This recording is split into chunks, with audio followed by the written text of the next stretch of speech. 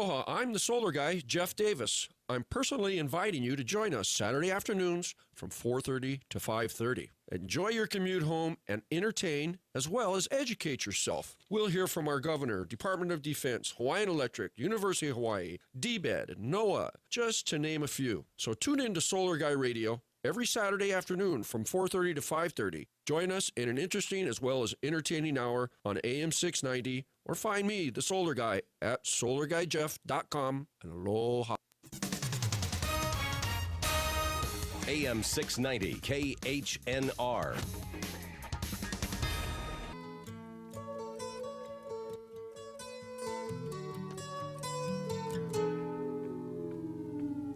Here comes the sun, doo-doo-doo. Here comes the sun, I say it's alright.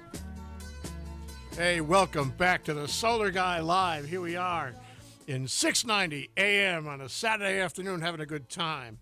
So we're standing in. I'm standing in. I'm Jay Fidell. I'm standing in for Jeff Davis, the Solar Guy, today. I think he's in Sumatra right now, and we're going to do this for him. We have a great show. I want to tell you who's on the show. We have Dave Rolf. This is in order of age. Excuse me, Dave. Dave Rolf of the Hawaii Automobile Dealers Association. Say a nice hello. The senior side of the table here. Hello. Thank you. We have Todd Yee.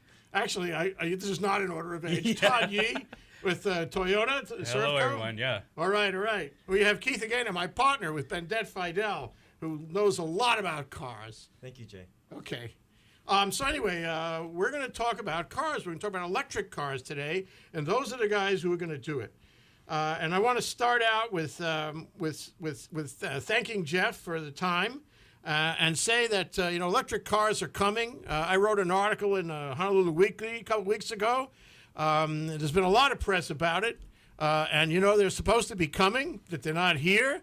All this talk about the Leaf, it's not here. But this is a perfect time to talk about it, Talk about it while it's not here. We're preparing for that. And we want to, take a very hard look at it because it's not all just hype. Or maybe it is all just hype. We're going to find out today. Electric cars are part of the new clean energy initiative. Electric cars get connected to the grid, which hopefully will be a renewable, supplied grid in the near term. And we're also, going to look at sustainability. This is a change to the way we live. Hawaii, more than most places, really, really loves its cars and its car culture. We have 100 years of 100 more years of developing that car culture, and now we're going to change it. This is really revolutionary. This is a tremendous transformation, potentially about to happen. So my first question is to Keith Agena. Keith, is this really going to happen, or are we being victimized by Detroit and the like into believing that we're going to change to electric cars? Go for it. I think that it has to happen, Jay. I'm not sure that the correct question is, will it happen? I think that it has to happen. The new CAFE standards require that automakers get more miles to the gallon. And I think that that's one of the things that's driving all this. In addition, there's a lot of investment being done by manufacturers, numerous manufacturers, unlike the last times where you had manufacturers here and there investing in electric vehicles. You got most all of the automakers either collaborating or investing a lot of money into it. So I think that it's going to happen. It has to happen. We need to get off fossil fuels. And gas prices are going to go higher in the near future. So we'll see pretty soon if it's going to work or not. That's true. But, the level of commitment is what concerns me. The range of these cars is, 100 miles or less, except for the really expensive one, the Tesla. And if they had more R&D into it, if they put more money into it, if they took a greater loss, if you will, because they're taking losses, it costs more than what they're selling it for. Then we would be further along. So if there was a tremendous commitment to change the paradigm right now, we'd be a lot further ahead. That's my suggestion to you. And if we do it just toe in the water, real slow, real tentative, it isn't going to happen. You got to get people to turn the battleship, and soon, because there's a sort of a magnetic attraction to the way it is, the way it has been. The deep rumble, the macho. You can't give it up so quick. So you really want to have it? Did you sign up for one, Keith? I have not. It's going to take a while. I think I like the deep rumble. But I do appreciate the technology, and I think that it's going to help move along the car business. For other vehicles, even vehicles that burn gasoline, I think that they'll benefit tremendously from the technology of electric vehicles, both in saving of weight and some of the accessories that are being driven by the engine will get more efficient. And I think that just overall, the whole car industry will become more efficient from electric vehicles. I don't know if we'll ever see a time, at least in my lifetime, where everybody will be driving electric vehicles. But I think that... Oh, be optimistic. You have a long way to go. You're healthy. Okay, maybe 70%. But, I think that there's still a big segment of the population that enjoys driving big trucks and cars that make a lot of noise. And I'm not sure that the electric vehicle, at least in its current stage, is going to satisfy those drivers. And in addition, the cost of these cars are much greater than equivalent cars as far as size and the demographics that they're trying to hit. But I think as the EVs start to permeate through other types of vehicles, maybe trucks, SUVs, sports cars, I know those are coming around. And maybe at that time, maybe then we'll get more of a buy-in on electric vehicles. I'm impatient.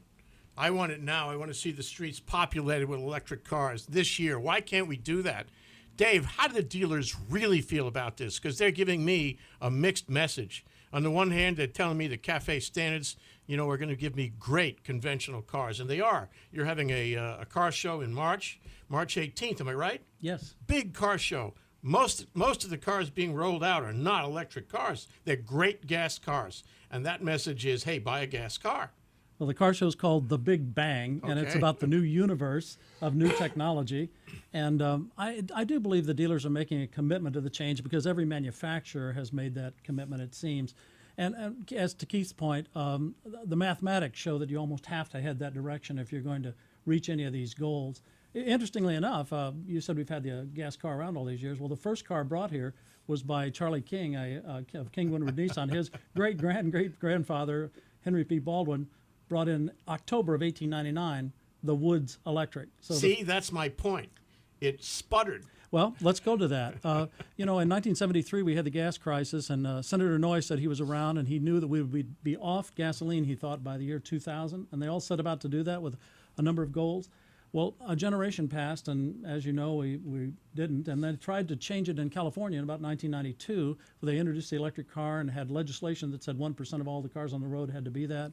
When I came aboard the New Car Dealers Association, I was passed a shoebox. When was this, 1922? No, I came aboard in 1999, Okay, and so thank you.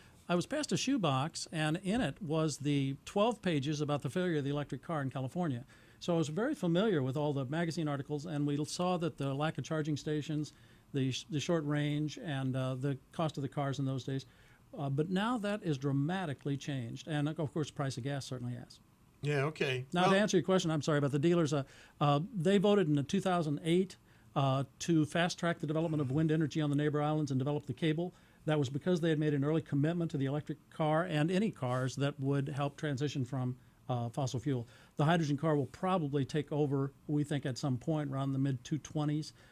If enough electricity can be produced here in the islands from the great electric generators that are going to be put in. If I said we're going to do it right now, this year, next year, the year after, the dealers would be concerned. They have all this infrastructure. They're all set up to deal with the conventional model, and they would have a hard time adjusting that quickly, wouldn't they? Well, Nissan made an early move, and I went to King Windward Nissan. They have already dug the trench, installed the wiring, and they have photovoltaic cells on their roof, so you could actually charge your electric car at the charging station that's already sitting in front of their dealership. So they've made that commitment, and you see Stan Masamisu, who's a Nissan dealer, president of the Trade Association last year. Hey, Stan. And he has photovoltaics all the top of his roof. Also, the dealers have made early changes. Joe Nicolai, sort of, that we call him the Knight because he's a knight in the Italian government, but because we call him nighttime energy because he actually installed photovoltaics that take all that energy from the sun. The dealers have made early changes on their car washes and on their rooftops, and now in the car. Well, I get the feeling that the dealers, the dealers have made. And you've made an analysis of this, and you've decided that it doesn't, as Keith said, it doesn't happen overnight. Going to take a while, and people have different guesses about exactly how long it's going to take. But the smart guys actually have a good guess, and they plan for that, that transformation in that period. So by the time of the end of the period, they're current with it. They got it together, yeah? Well, the full change is a generational change. And so the dealers met yesterday. In fact, the dealers in the room are in their 50s and 60s, but their sons were in the room who are in their 20s and 30s. And we said that a change and a commitment like this will require an entire generation. And that's why we formed a shadow board, or the NAV committee it's called, to actually kind of carry the ball forward. And they needed to be brought aboard early on to see this magnificent change because of what we call the situation. You said, are the dealers embracing this? They're calling it the situation. And I don't know if that's a good word. Well, it's an interesting word, and dealers are careful in their language. It's a challenge and an opportunity, but it's not going to be easy. We have these pristine islands, this pearl in the middle of the Pacific. We have this shimmering pearl here. How do you maintain all this? And when given all this opportunity for the development of wind energy, wave energy, geothermal, OTEC, that ocean thermal energy conversion, solar, the HECO new developments that just came out yesterday, no place else in America, maybe nigh on the world, has this much opportunity being handed to it. So do you just step back, or do you say, all right, fine, how do we harness it into our cars? Well, part of the analysis that I'm talking about is the analysis of how these renewables are going to get into the grid. Because in the perfect world, you have the grid fed by renewables and the cars fed by the grid. That's a perfect world. That's what we got to shoot for. Well, the car takes about as much energy as a small house. So they said that energy usage didn't increase in the past 50 years until the air conditioner came along, and that dramatically increased household energy use. Now, if you put a car in every garage that takes electricity, like Todd can explain on the wonderful Prius, it'll be a whole lifestyle change. It'll be a change in everything, in the way we have energy provided. And if America could get off its $700 billion oil requirement right now, you could change the balance of payments. And I think that's what is really driving the dealers.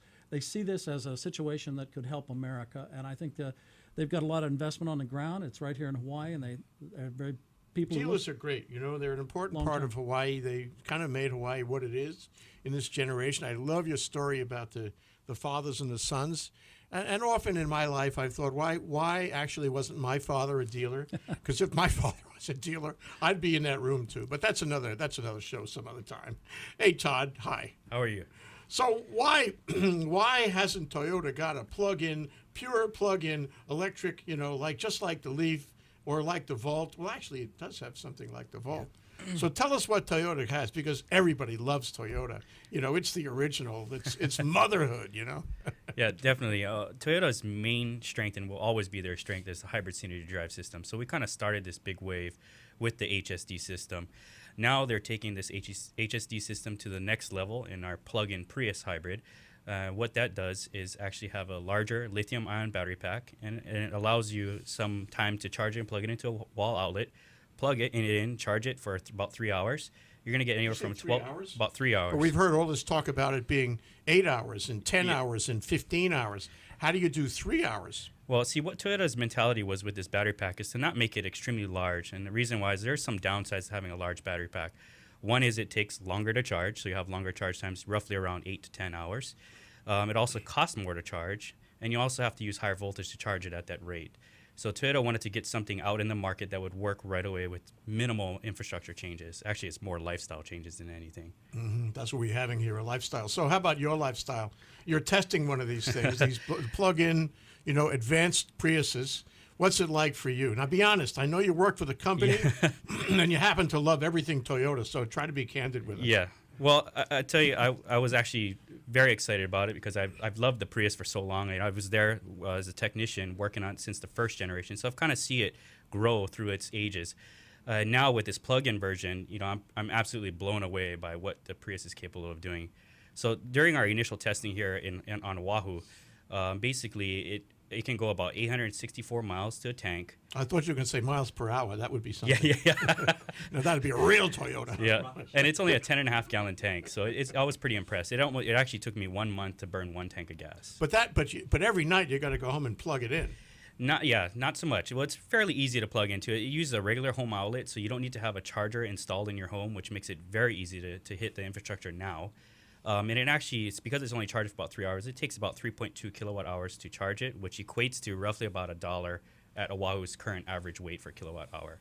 So it's actually fairly inexpensive. I actually didn't even see a huge spike in my electric bill, which I thought I was going to see. I think you took me for a ride. Actually, I got to admit that Todd took me for a ride. We went around, and every time we stopped, it gained and the battery recharged itself. So we didn't really lose that much charge over, what did we ride, 5-10 miles? Yeah, I thought you were winning the jackpot with a smile on your face. That's what it felt like. It was like gambling. It was like a slot machine. Yeah. You know, when you're driving ahead in an ordinary driving, well, you're depleting the battery, but then as soon as you stop, you're renewing the battery. And it felt like, you know, sometimes you win, sometimes you lose. It was Las Vegas. Yeah. It was so much fun to watch that thing. And the panel is so nice. You Yeah. know, everything is so. It's really a computer. All these guys are just really a computer. Anyway, if you want to see my conversation with Todd, you can look at ThinkTechHawaii.com because we got that. And I had a conversation with Dave Rolf, and we got that. And we had Stan Masamitsu, and we got that. And we got Mark Piscineri from WeGo. We got that. So we got a lot of these conversations and interviews in greater detail, great length, on our website, ThinkTechHawaii.com. And while I'm talking about that, I want to tell you that we have this incredible ThinkTech program, which we are going to by the way, we are videotaping this program right now, and we'll post that on ThinkTech Hawaii. But also on February 24th, we have a program on APEC. You know, APEC, Asia Pacific Economic Cooperation Summit, which is in November this year. And we just found that we have Brian Schatz, Lieutenant Governor, Jim Tollefson of the Chamber of Commerce, Lauren Moriarty, who's an ambassador now working with APCSS, which is the Asia Pacific Center for Security Studies in Waikiki. We have Dick Baker of the East West Center, and we have Darren Kimura, our own beloved Darren Kimura. And they're all going to talk about how business will benefit, okay, from APEC, including cars, I think, too, as well. Because APEC talks about energy, you know, all day long. It's the biggest item on the agenda. That's one of the reasons we're doing that program. So stay tuned. Watch our site, ThinkTechHawaii.com, for more about that program on February 24th. Anyway, let's go back to you, Keith. What kind of car are you going to buy when you buy one? There's going to be so many out there, and there's so much being written about it, so many ads coming out, so many teasers. You know, what teases you most? I think for electric vehicles, I think what teases me most is the Prius, and not just because Todd is sitting in the room. And Good answer, Keith. I'm angling for a discount, but you know, I guess from my viewpoint, the amount that I drive, I don't drive far distances, so I'm thinking that a battery that's that gets me 100 miles, I'm not sure how much I'd use that. So the battery in the Prius, I think it'd get me 13 or 15 miles, and I think that'd be enough to get me to work and then back from work. And I think that that being the case, I might see the same amount of gas usage in the equivalent if I bought a Leaf. I mean, the price for it. And I think the Prius is probably going to be a little cheaper. But, I mean, that's just my preference. And then I don't have the issue of the range anxiety. I'm not waiting for charging stations.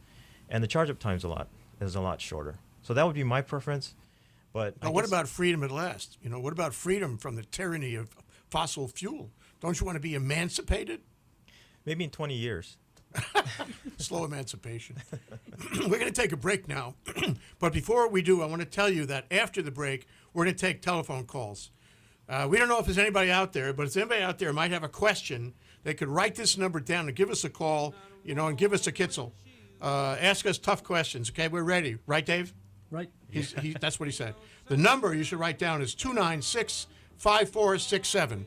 So how about a break for the Solar Guy Live? She goes away. Wonder this time where she's gone. AM 690 KHNR, Honolulu, Hawaii's new choice for intelligent talk. KHNR. Okay, we're back. Think Tech on Solar Guy Live. I'm Jay Fidell. With me are our electric car experts, Keith Agena, my law partner, who knows a lot about cars, makes it his business, and including the legal aspects. Am I right? Yes. That's of course. Dave Rolf, the Hawaii Automobile Dealers Association. He began in this work in 1922. It's quite amazing. And Todd Yee from Toyota, who believes in the Prius. A lot of people believe in the Prius. So, and if you want to call us and give us some tough questions, we're here for that. 296-5467. Give us a call. You'll see. You'll be happy. You'll be glad you did. So, Dave, I need to know about the Mosaic. Symbolism is everything. And I want to know about it. I want to know the symbolism of it. Okay, ready? State Capitol mosaic. Well, Tadashi Sato made a beautiful mosaic that looks somewhat like ocean and our beautiful waters here. And it's in the middle of the Capitol, and I just happened to be looking at it thinking, how could I explain to the legislature how many cars there are on Oahu? And I started just counting in the square and then multiplied it. Well, there were 650,000 tiles in the mosaic, and lo and behold, I knew there were 654,000 cars and trucks on Oahu, so it was the perfect metaphor. Well, lo and behold, I looked down and there was a red tile. A red so tile. Out of all those blue and green, there was one red tile. And I thought, well, you have to start somewhere. And you had talked. And by the way, the size of this tile is roughly, what, 3/8 of an inch, yeah. a quarter of an inch. It's tiny. It took them a while to find it. Well, it's there. And I thought, well, we are starting somewhere. And the somewhere is here in Hawaii. And it is the perfect petri dish. I think that's almost another metaphor. So I was talking to several legislators, and I said, well, as you add all these different alternative energy sources, the wind possibly on Lanai, the wave machines that are being developed in Kaneohe, the great geothermal production that's happening on the Big Island, and the OTEC machines that Lockheed is working on, the solar up in Mililani where I live, fourth largest solar array in the United States, and then HECO is developing all this new alternative energy and biomass. As we just learned, they recently burned biofuel and found it had 100% the same production as they were using with oil. So all this incredible, we would call it the situation, challenge and opportunity was developed all around this great Tadashi Sato mosaic. And I thought, well, if all those things plugged in with cables, as we're hoping that Senator Noy can help, and he is working on, can help between the islands, and all this thing can plug into your garage and then eventually into your car, that one tile becomes 2, becomes 3, becomes 5. If 46% of the whole mosaic, and we showed a big yin-yang, becomes red in the 20 years, then this 500 million gallon barrel of oil, which is what we use every year, will drain down to 150 million gallons in 20 years, and that was the goal. Well, lo and behold, we've got a grant. We hope we have that grant. We don't know yet, but if we do, we'll put together this great display at the auto show, and in 12 seconds, you can walk up and you'll see all these things plug into the great mosaic. It'll turn all those tiles red, and that great oil barrel will drain, and that's what the statement You do we'd like have to the make. art of the metaphor. As a matter of fact, I would say that you're a poet, Dave, and you look at things from the 50,000-foot level, and that's probably because in your youth you were a jet pilot. Am I right? Well, that's correct. I was a test pilot, and I had the opportunity to work on test ranges, and that's exactly what Hawaii is. It's a test range. It's a perfect range. Yes, it is. And I want to talk about leadership now for a moment with you, about the, what do you call that statue? The Sky... the Skygate. Skygate. By Isamu right Noguchi. behind, you really know them all, eh? Right behind City Hall. Well, people... It's a very symbolic statue. Thank you for asking about that. Those pipes form that in the middle of that great park, and that's right next to City Hall. It's called Skygate. I happened to be there on Lahaina noon, and that is the kind of the equivalent of summer solstice when the sun is directly overhead. And I just was going to look down and see that I couldn't see my shadow if I stood directly in the middle underneath the undulating pipes. And lo and behold, I discovered that it casts a perfect circular shadow, circumscribing the round platform underneath it. I wondered if Mr. Noguchi knew it. I knew him. It's hard to say whether it was intended or just a fantastic coincidence. I went to the archives to check it, and he had actually planned 3 sidewalks to show how we would all come together. But I used that as a metaphor, those 3 pipes, to show that customers, business, and government need to come together here in Hawaii, this perfect place, where only this phenomenon occurs, by the way, on Lahaina noon, and where only the statue could only do it in Hawaii. Well, this goes to something I've been thinking about, and that is about energy.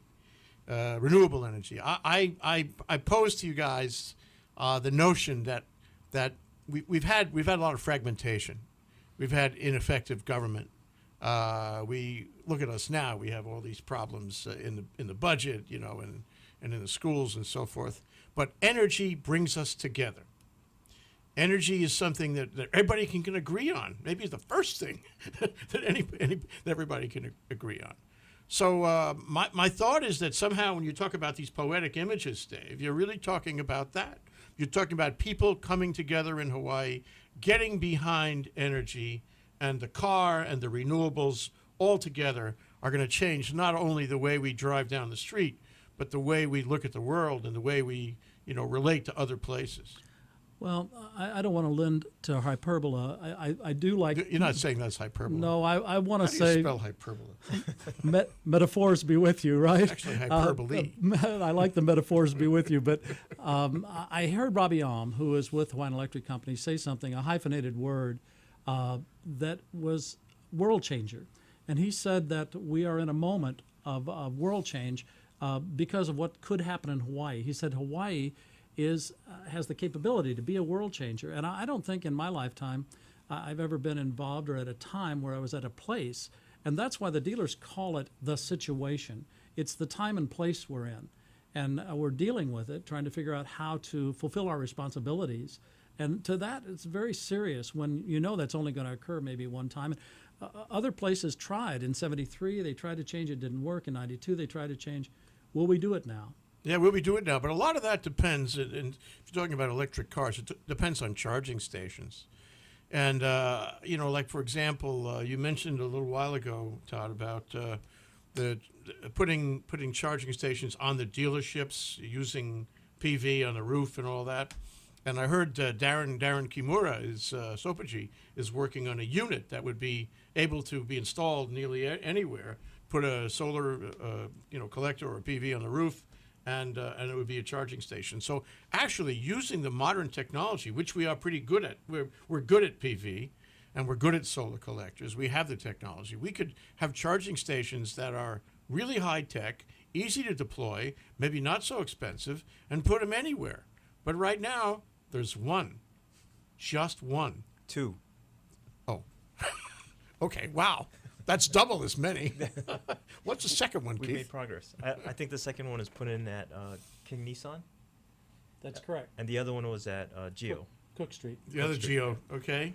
But, that's not enough. I mean, if those 300 cars come in, we're going to have a problem. In fact, if the 9 million Prius plug-ins come in, it's not going to be enough. What are we going to do about this? You can't have those numbers that you were describing, Todd, without having a charging station or at least a place to charge. Yeah, absolutely. I'd hope there wouldn't be any fights over parking stalls. Wow, yes.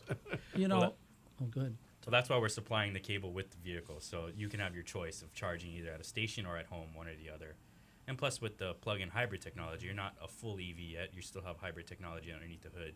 Yeah. So you don't have to worry about range anxiety or anything like that. Yeah, well, I saw when I took my ride with Todd, I saw the cable, and it's a 110-volt cable. It could fit in your pocket, really, with maybe 20 or 30 feet of. You got some deep pockets there. That's not what my wife says. Sharon, are you listening? Yeah. But the point is that with the Prius, that's a really, something to work for.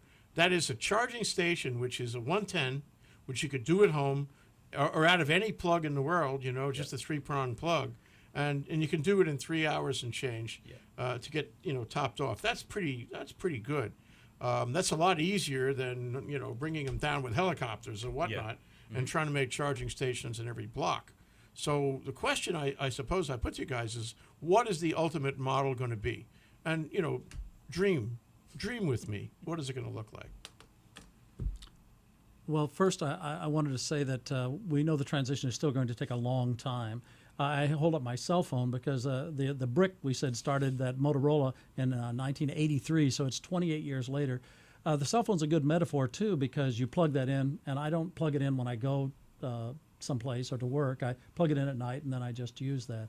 So that transition, probably going to take a generation. And okay, well, we're patient. I mean, some guys here are patient. and charging I'm stations personally not patient. Charging stations will be by the 100. There's a big federal grant from stimulus money that's putting a lot in. We want to see that happen. We have a call now. So, caller, tell us who you are and what you'd like to know about from our panel of experts, yeah? Well, my name is Len, and I sold my car in '96. So my question would be, if I was to buy a new car, the two things that bother me the most are torque and safety. And so what is this new generation going to offer us in the way of really good power, if you want to peel rubber or whatever, and safety? Okay, I'm gonna point that one over to Todd.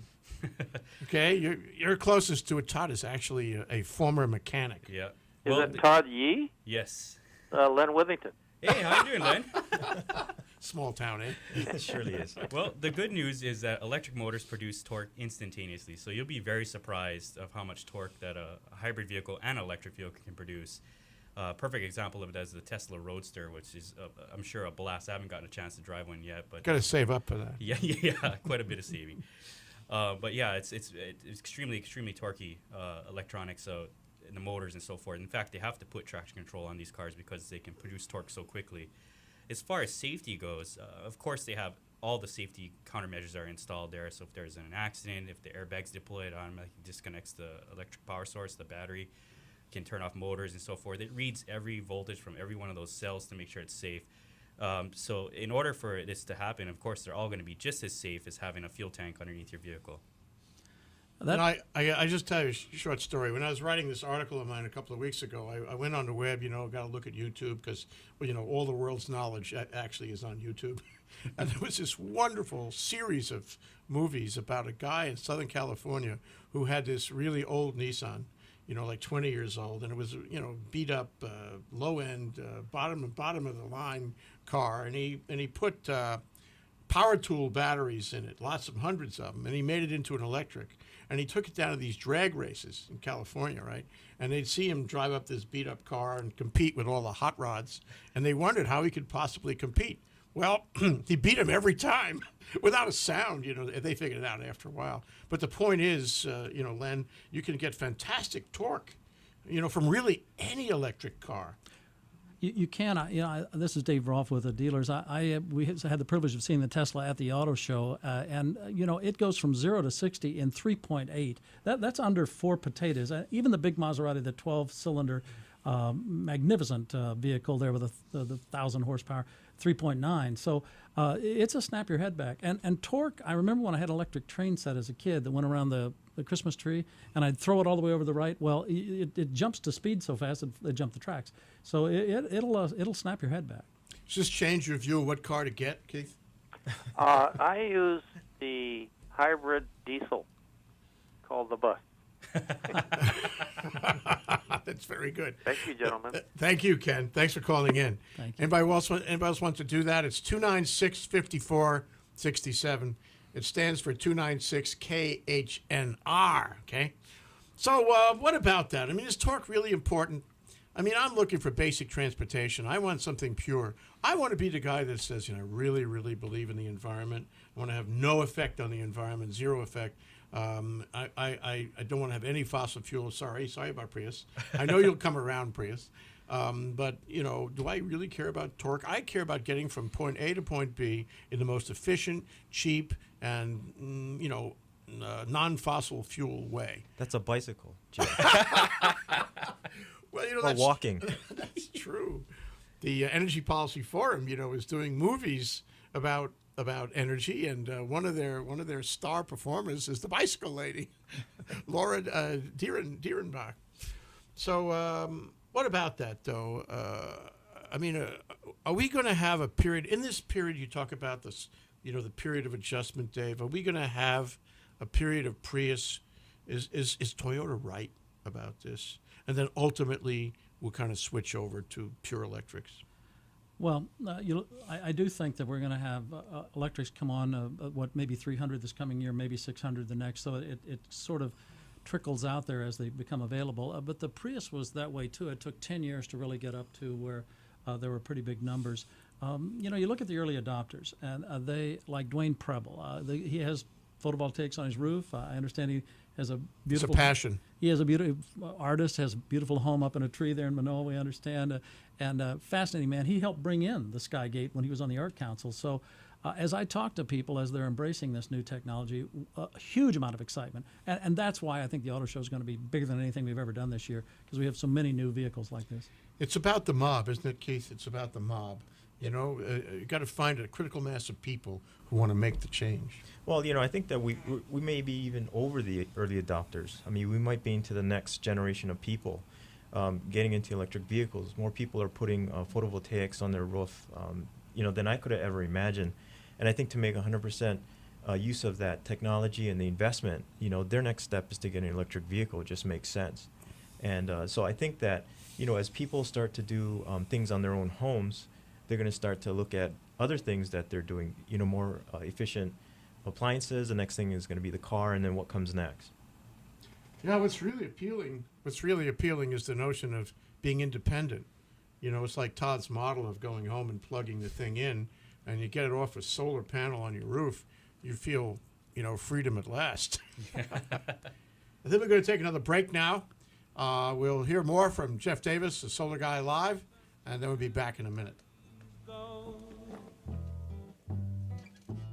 It's not warm when she's away. Ain't no sunshine when she's gone, and she's always gone too long. Anytime she goes away. AM 690 KHNR.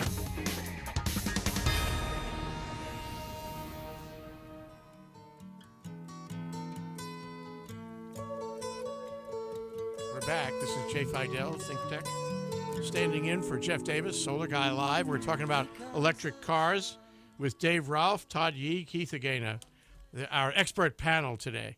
But one thing is I want to talk to you guys about the things that accelerate this process, that is the adoption of electric cars, and the things that impede this process. Okay, I'd like your views on that. But I'd like you to factor in for me one thing I've been thinking about, and that is the global effect. For example, every time we have a good idea, the Chinese adopt the idea and they do it better. and they're doing that with PV. They're doing that with windmills, and I think they're doing it with cars too. So if just assume for a moment that the Chinese do what I think they're going to do, they're going to make 1 million, billion really great electric cars, okay, and sell them worldwide, okay, how is that going to affect the adoption? We're not talking about a process that's statewide or even national. We're talking about a global viral process. So I'd like to know your views about what speeds up this, this critical mass path and what slows it down. Not everybody at once. Keith's the car maven. Why don't you tell us a little Keith, bit about you're thoughtful. thoughts Come on. Well, I mean, I think that if in your example, the Chinese and China, they put millions of cars on the road. I mean, I'm not sure that's a bad thing. I mean, I think that is going to get us to more people using electric vehicles, critical mass. Manufacturers start to make money on electric vehicles. From my understanding, the Leaf doesn't make money yet. I don't know if the Prius does. I think when it first came out, it didn't. And I think that's important because I think electric vehicles will die unless manufacturers can make enough money on them. I think the main cost component of these cars is the batteries. And I think as you have more countries looking into trying to bring down the cost of the batteries, it's just going to get more and more people to buy these vehicles. I think they got to get cheaper. And I think then at that point, you're going to get more people buying them. Yeah, see, it's like Dave's cell phone thing. You reach a certain point and the R&D is complete and they're getting cheaper and better all the time, and then that'll certainly speed it up. But at the end of the day, can we say it's as simple as Richard Haas's notion that if the farmer makes money, the farmer will farm? If the car manufacturer makes money in electrics, the car manufacturer will do that, or is it more complicated? Well, the customer has the ultimate voice in that. Although I will say to speed that process up, what a pound of Kona coffee will do. I'm not talking about in the tank. I'm talking about we FedExed a pound of that off to the CEO of GM. His name was Wagner. That was the CEO at the time. Bill Ford was CEO of Ford. We FedExed a pound of Kona coffee. We said, we know you're going to be up late working on $4 gas. This was before $4 gas hit. We said, here's a pound of Kona coffee. It'll help. And by the way, Hawaii will be this petri dish, this perfect place for the testing ground for changes in energy. Would you please then send, your Volt, and Ford, would you send your EVs? And it turns out that all other manufacturers were doing about the same thing. So Hawaii sort of became the place that everybody started to focus on. And General Motors made Hawaii, I think, the premier place to launch its hydrogen cars. So it won't be just electric. It'll be hydrogen quite soon. It'll be a lot of alternatives. It'll be cars that get 70 mile per gallon. And, there are cars that get 30 mile per gallon now, too. Almost every manufacturer has a bunch of those. Soon, many have 40 mile per gallon. Soon, many will have 50 mile per gallon. Gas cars, conventional gas Correct, cars. gas cars. And soon, I think they always call that holy grail as 70 mile per gallon. So we'll see a lot of gas cars stay on the road. They'll get lighter. Carbon fiber will help do that. So you'll see a lot of change in the industry. It's a technology explosion. Yes, it is. But the question really, it's sort of like, Dave brought in this big chart, this colorful chart, and he put it on the studio window over there. The thing dominates the room. And I will put this chart on the video that we post on ThinkTech. But it has wind, wave, geothermal, OTEC, solar, and HECO. I guess, what does HECO mean? Well, it's garbage to energy, and also okay. they're burning, the new and that's not biofuel. complete. There's more. But what happens is in the last 2 years, the number of options has kind of narrowed down because there are some that have survived better and have, they're gonna take the field. And at the end of the day, it looks like wind is going to produce an awful lot of megawatts. Geothermal could, but isn't yet. OTEC has enormous prospect, but not yet. And solar is the quickest. You can install solar, virtually overnight. So it's the same thing with these electric cars.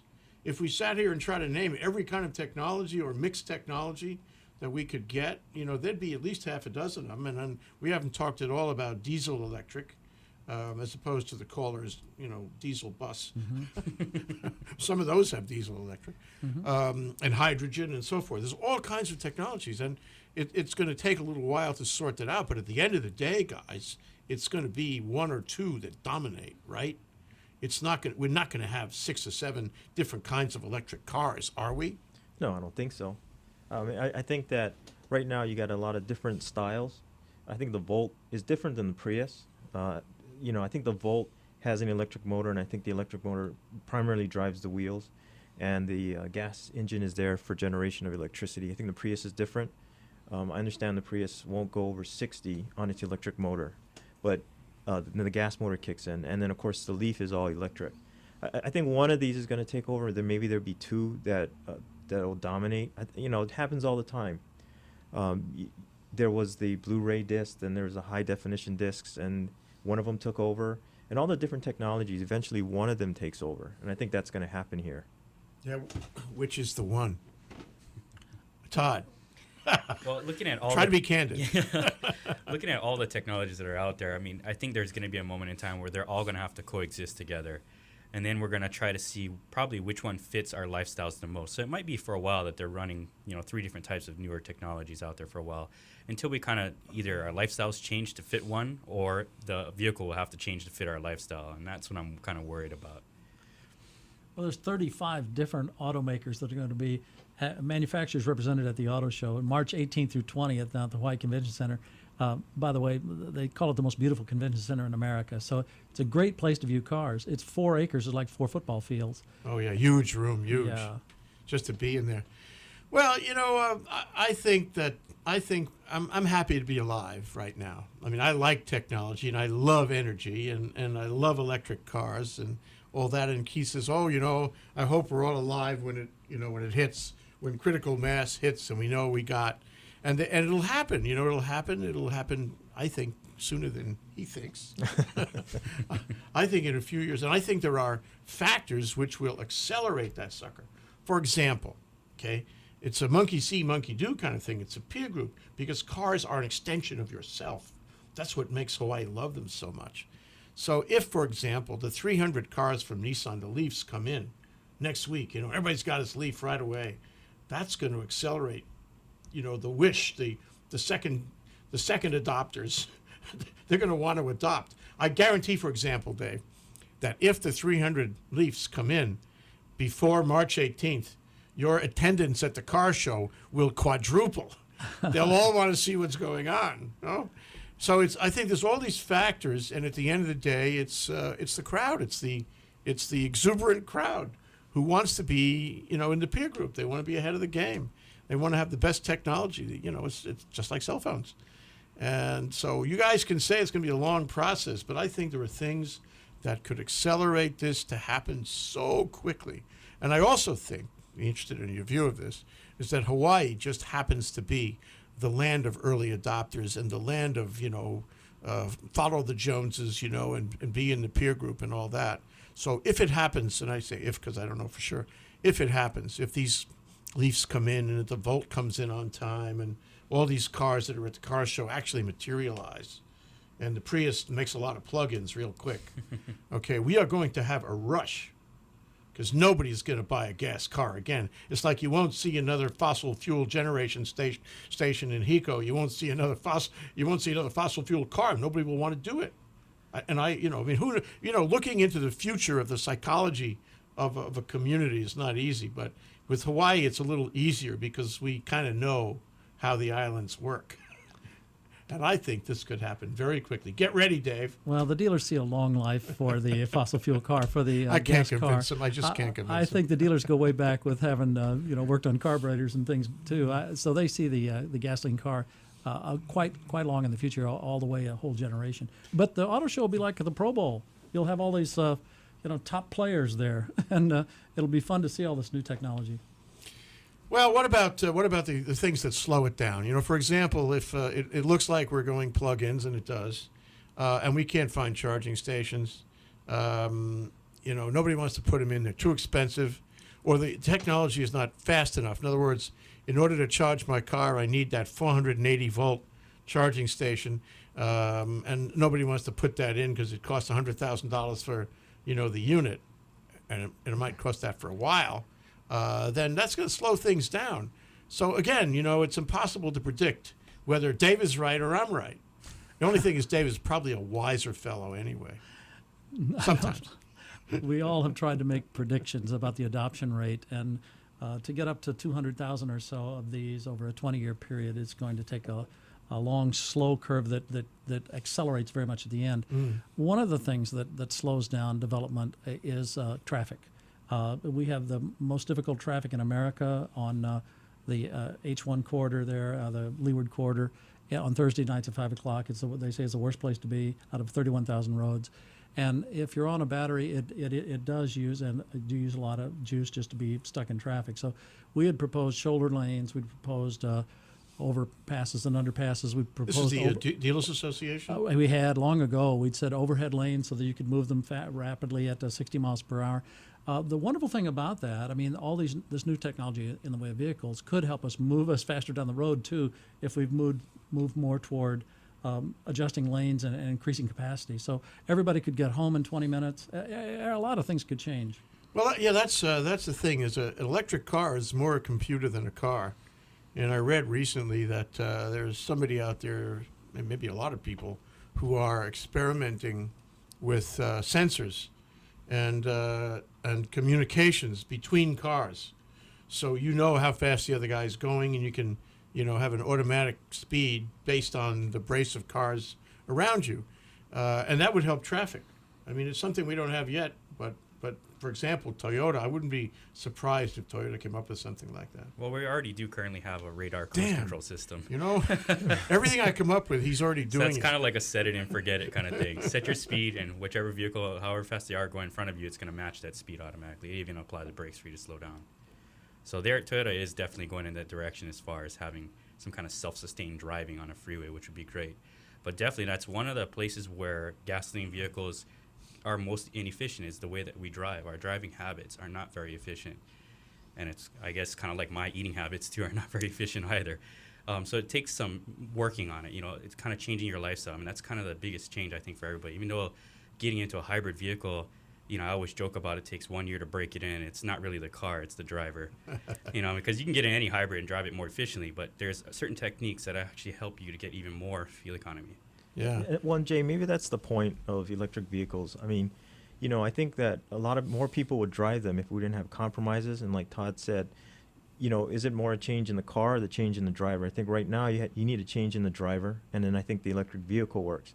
I think once electric vehicles have less compromises for those people that, don't want to have to worry about charging stations and mileage and things like that, then you'll have more people getting into electric vehicles, because I just don't think that people want to compromise at this point.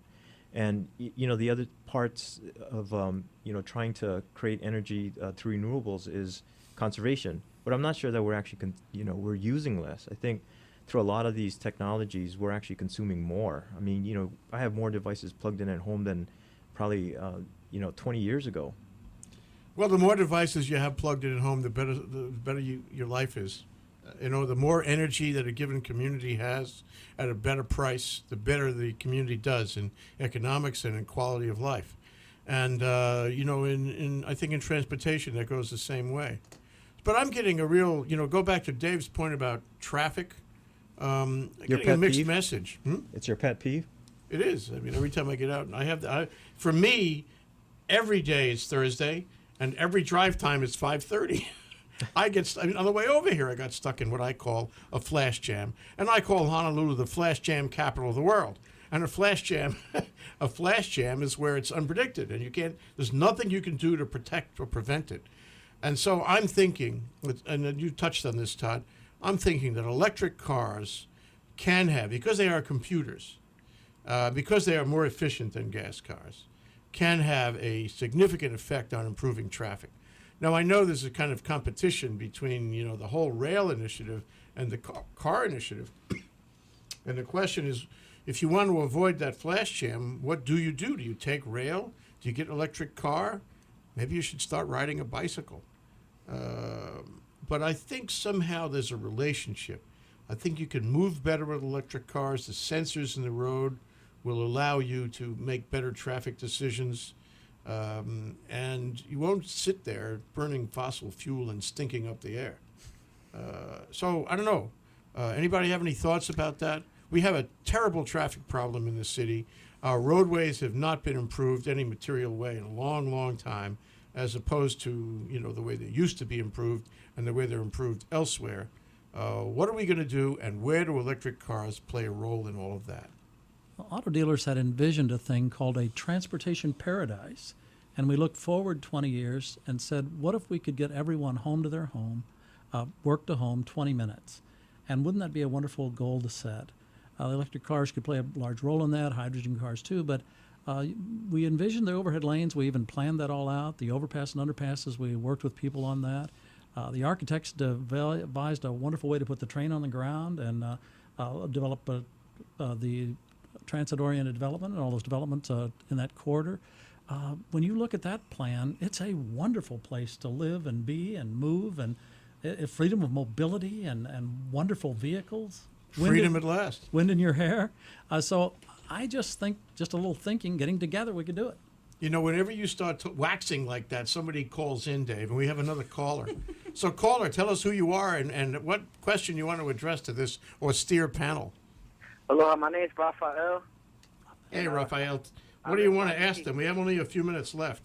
All right, real quick then. I just wanted to throw I drive an electric car, but it's not the ones y'all talking about. I drive the Gem, and Gem's the real exotic open one.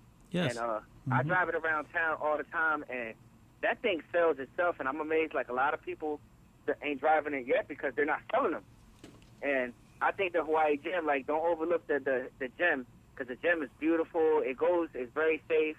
And in Hawaii, it'll work, and people love it. Like, it's just a parade on wheels every time. It's better than a Lamborghini. It's better than everything. Like, wow, that's saying something. It grabs attention as far as, like, if you want a car that turns heads, the Gem is an electric car, no pollution, and it's just plug in a couple hours, you're good, and it's awesome. I recommend it. Like, I just want to throw it in the mix of all the electric cars that y'all talking about. Oh, sure. Where'd you get it? Actually, they were selling them in Kaneohe for a while, and then they stopped selling them, and now it's like, yeah, can't hardly find them. You gotta buy them online and get it shipped over or something. But it's beautiful. Like, everybody asks questions. Every stop sign, every stoplight, people ask, where did you get it? Can I get one? Can I rent it? Especially now, like, I almost got an offer from the NFL guy to buy it right there and then. You should have sold it. With an You'll autograph. probably get a pretty penny for it, especially after this conversation. You'll be famous, Raphael. Yeah, I just wanted the Gem to be in there, because especially in Hawaii, I was thinking it'd be nice for taxi services, because the tourists will eat it up. Well, that's the thing. There are so many different kinds of cars. Everybody's getting into the market. Every self-respecting car company is going to make something to show that it's on board, but some of them are going to work harder than others. And it's a Chrysler, too. It's a Chrysler. It's a Chrysler? Yeah, it's a Chrysler. All right. That's all. Just want to throw a Gem in there. Aloha, have a great show. Thank you, Raphael. Appreciate the call. Good word picture. Yeah, okay. Well, we're coming to the end of our shtick here. And I wanted to give you guys one last chance to redeem yourself with some important comments, okay?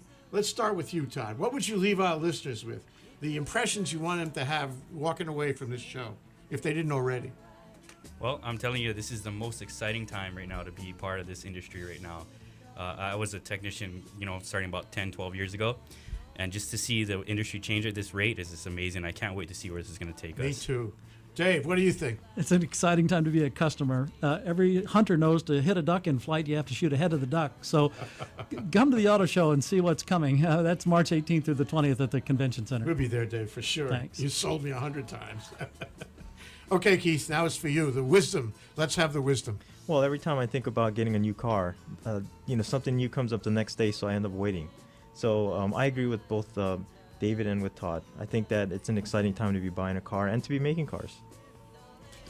It's an exciting time to be alive in Hawaii. We have such a great prospect. This is the coming together. Now, watch it. The next 3 or 4 years, you'll see things you never imagined possible. And one of them is going to be transportation. It will be transformed. Did you have a good time, you guys? Yes. Thank All you very right, much. we'll do it again. This is ThinkTech reporting on Solar Guy Live. Thanks a lot, you guys. Aloha.